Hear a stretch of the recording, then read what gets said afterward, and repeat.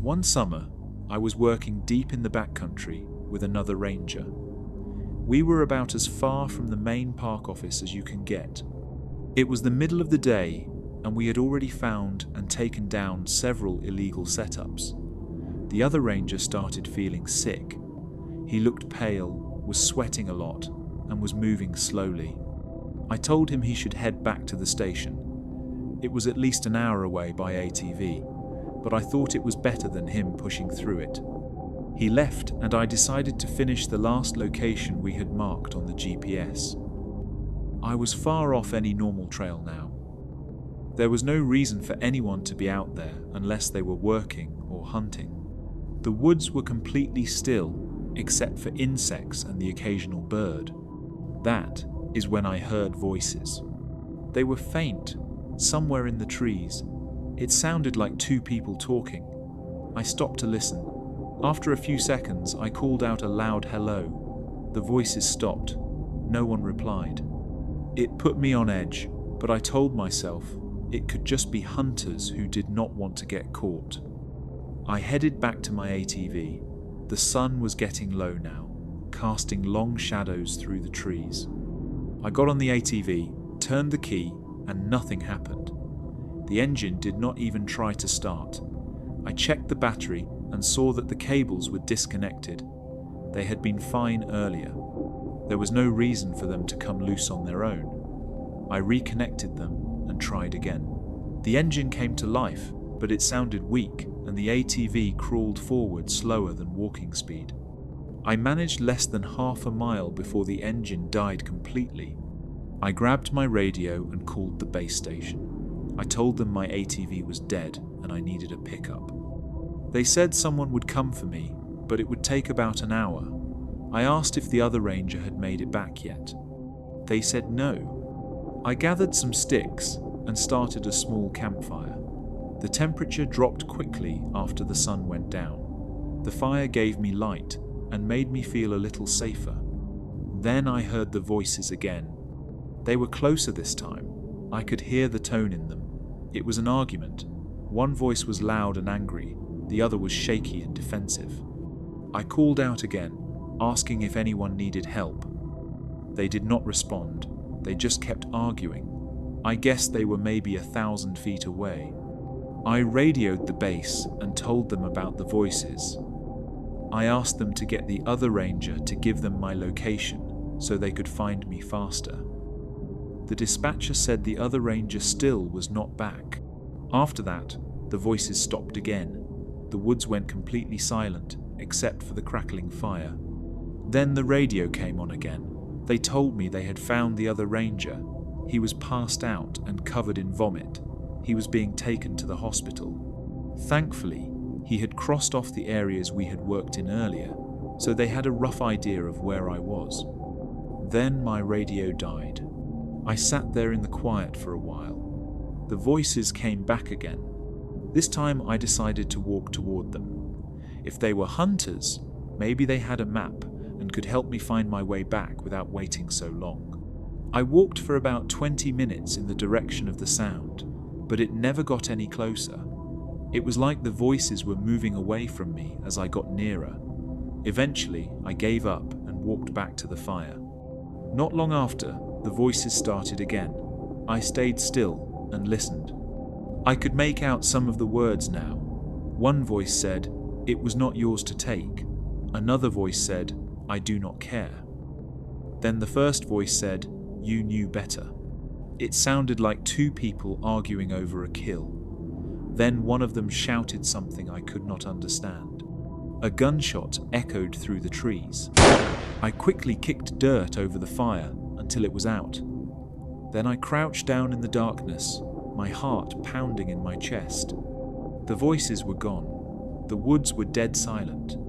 I stayed there for what felt like half an hour, listening to nothing but my own breathing. Finally, I saw ATV headlights approaching through the trees. The ranger who came for me barely stopped before I climbed onto the back. On the way back, I told him everything. He radioed the base, but they said a search team had already been looking for hours and found nothing. The next day, we went back with police and search dogs. After about an hour of searching, they found a shallow grave. Inside was the skeleton of a man who had been shot in the face. Judging by the state of the remains, he had been dead for years. To this day, I do not know what I heard that night. Either two people got into an argument that ended with a gunshot, and they walked away as if nothing happened, or somehow I heard the murder of a man who had been dead for a very long time. I have never gone back to that part of the park alone again.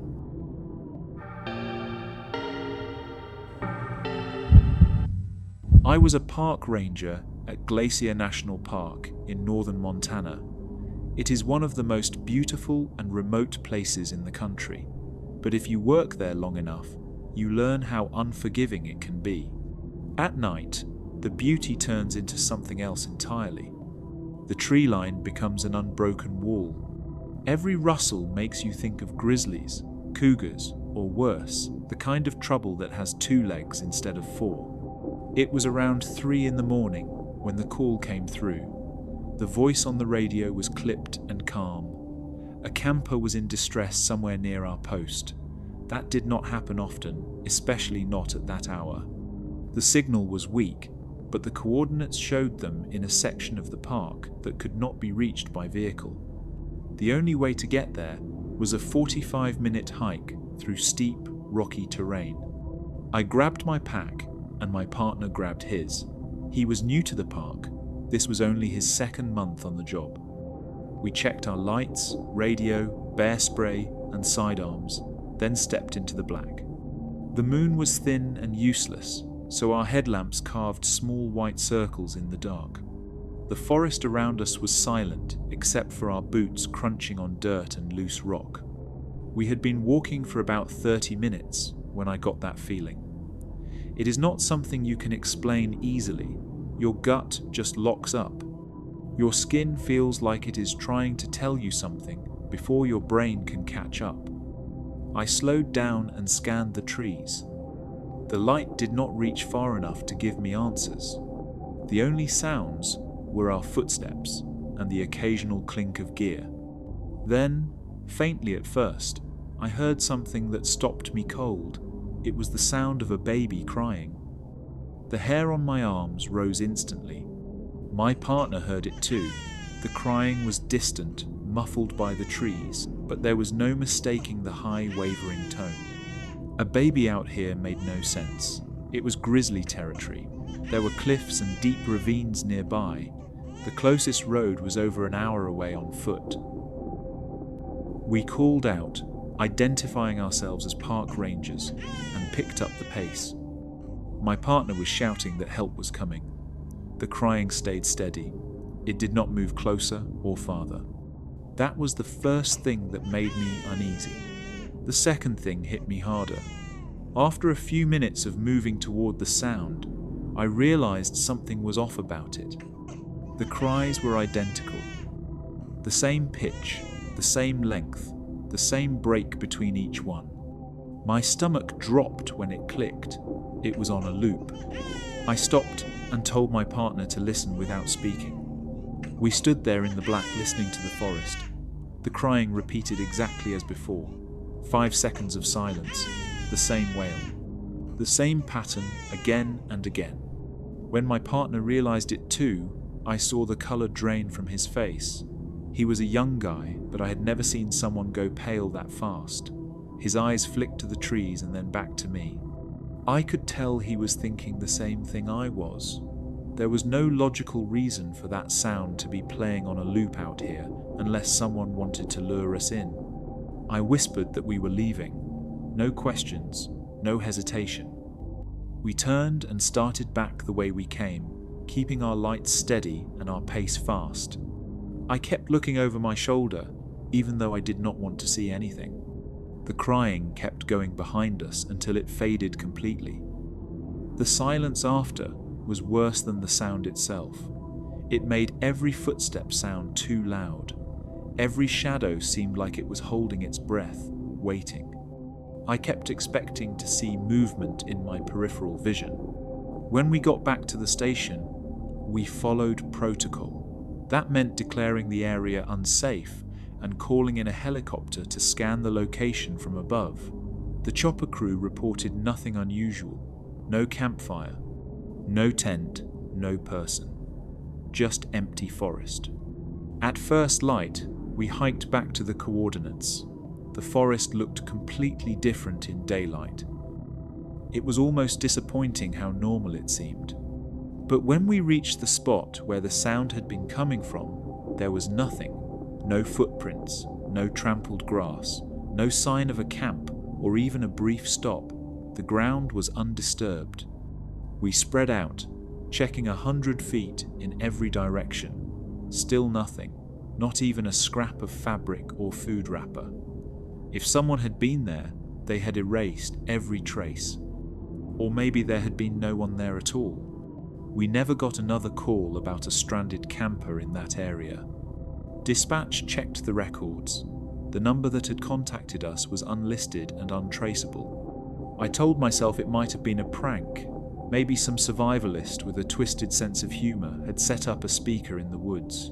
But there were no wires, no battery packs, no equipment of any kind.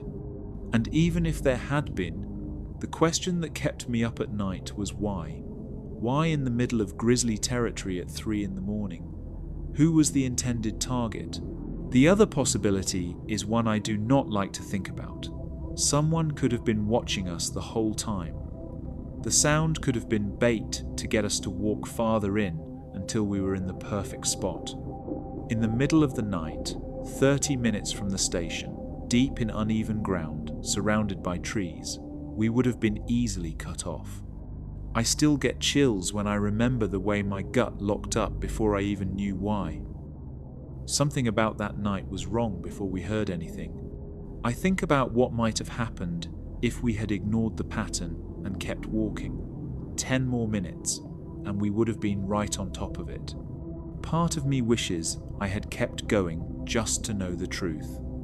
But another part of me is certain that if we had reached the source of that sound, I would not be here to tell the story. Even now, whenever I am out in the park after dark, I find myself stopping to listen. The normal night noises are a comfort. Crickets, wind through the pine, distant water moving over rocks. But when things get too quiet, I think about that perfect loop of crying and the way it cut through the forest like it was meant for me alone. I have been in dangerous situations before. I have been closer to grizzlies than I care to admit. I have hiked in blizzards, crossed icy rivers, and dealt with people who were drunk, armed, and unpredictable. But that night was different. There was no clear enemy, no shape to aim at, no obvious way to defend myself. Years have passed, and I have never heard it again. But if I ever do, I know I will turn and walk away without looking back. Whatever is out there using a baby's cry to lure people in, I do not want to know what it looks like.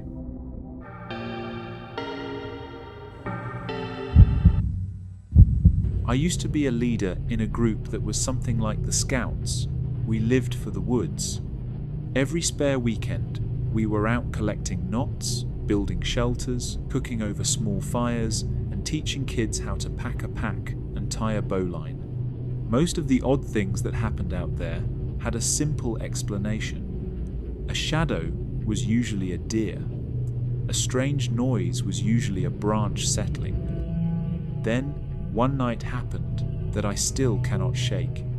That season, I was in charge of the 8 to 10-year-old group. They were loud and fearless and exhausting and wonderful.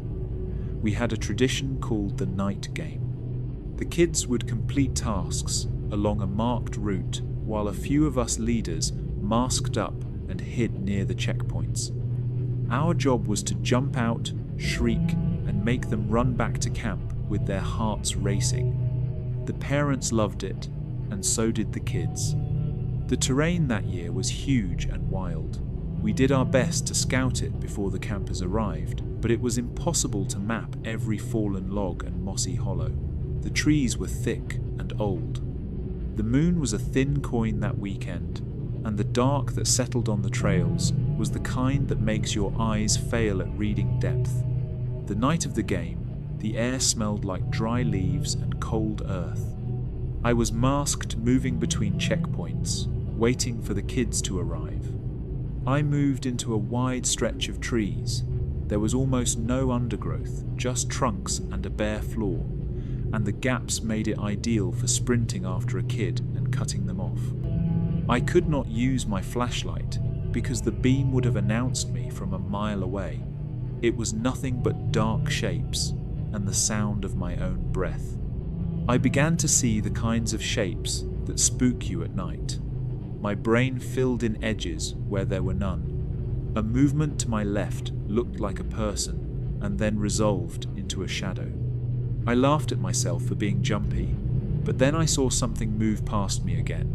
I turned the beam and there was nothing. Or there was something, but it was gone when the light touched it. The game was winding down, and I thought about peeling off my mask and heading back. Then I saw a shadowed figure by a tree across the hollow. At first I thought it was another leader trying for a final scare. I walked toward it, flashlight off, thinking I could grab them and shout. I switched the beam on when I was a little closer, and the light sliced across a person standing perfectly still. They were wearing what looked like a torn burlap bag, and their head was wrapped in several white plastic bags tied together. The plastic made faint rustling noises. My chest tightened. There was something wrong with the way they stood. They were barefoot. Their arms and legs were crusted with old mud. Their hands were curled inward, knotted like claws. They did not move when I called out. At first, I thought it was a prank. Our group had people who leaned into the role hard, and some of those costumes were awful and brilliant. I raised my voice and said, "Cut it out." The only sound I heard back was a slow, dull thumping. I walked closer. The person was banging his head against the tree over and over. I felt the hair on the back of my neck lift. When he stopped and turned toward me, the movement was wrong. It was slow and jerky, like someone who had not used muscles in a long time.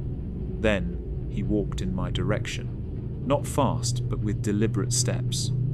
It slammed into me in a way a rational explanation could not name.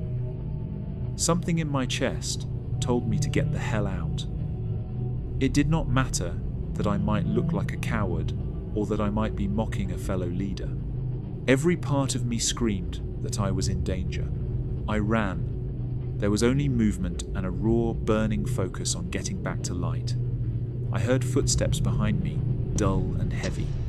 I did not look back because I was scared that I would trip and run into something, or that my eyes would catch a face I could not unsee. I crashed back into camp with my lungs burning. The firelight felt obscene and bright after the dark. People were milling around. The kids were riding high from whatever set of scares they had survived. Every leader who could possibly have been the person in burlap was standing by the tents, talking and laughing. They were all in clean clothes. None of them were barefoot. None of them had mud on their legs. Two of them were even joking about how they had scared a kid into dropping his compass. They all looked at me like I had just arrived late from a round of pranks. I told them what had happened. I could not shake it. Sleep did not come easily for me that night. My brain kept mapping the hollow and turning the image over like a stone in my fist. I tried to believe someone had played a joke and then trudged away, but the memory of the plastic bags and the way the hands were curled would not let me rest. We kept the root rope and the flashlight as evidence, and I slept with the light on that night, more alert than I had ever been during a camp. My dreams were full of plastic rustling and the dull thud of contact. It altered how I listened to the woods. I found myself checking the camp perimeter twice, then 3 times, counting the tents like a man counting breaths. The other leaders tried to joke it off, but I could see the strain in their faces. Morning tasted wrong. I took another leader with me, and we walked the route I had used the night before. The trees looked different in daylight. The hollow that felt endless in the dark was just a patch of trunks and leaves. The place where I had seen the figure had a tree with old bark scraped in a long line. We stopped there, and then I saw it pinned to the trunk. A rabbit, dead and skinned, nailed to the tree at eye level where the head had been hitting earlier. The body had started to dry and collapse. The smell hit me, and I staggered back. My companions swore and covered their mouth. We called the police. The officers came and looked around with a kind of detached efficiency. They poked at the rabbit, asked where we had found it, scribbled a note, and said it was probably some kids or another group that wanted to freak people. They left. I watched them drive away and felt colder than I had in the night. We never found the person in the burlap. We did not find tracks that led out of the hollow. The police said, without a body or witnesses, there was not much they could do. The group left a little on edge, but tried to pretend everything was normal. Parents were told that someone had played an awful prank and that we had called the police. Some of them nodded and went back to packing up. I think about that night often. I wonder if some deranged prankster lived in those woods and liked to display animals like trophies. I try not to imagine the man with plastic on his head and mud crusted to his ankles. What haunts me is the blankness behind the plastic. It was not a face you could read. It felt like a thing that had been wrapped and left. Maybe it was a prank. Maybe one of those local kids did something horrific and then walked away. Maybe the rabbit was meant as a sick joke and nothing worse ever happened. But every so often, on dark nights when I am walking alone and the trees press in on all sides, I feel that animal dread again. I think about the sound of a head meeting wood and the way the plastic looked blown by the wind. I remember how easy it is to believe someone is out there for a laugh, and how impossible it feels when something cannot be explained. I do not go into that deep part of the forest anymore unless I have a reason and someone beside me.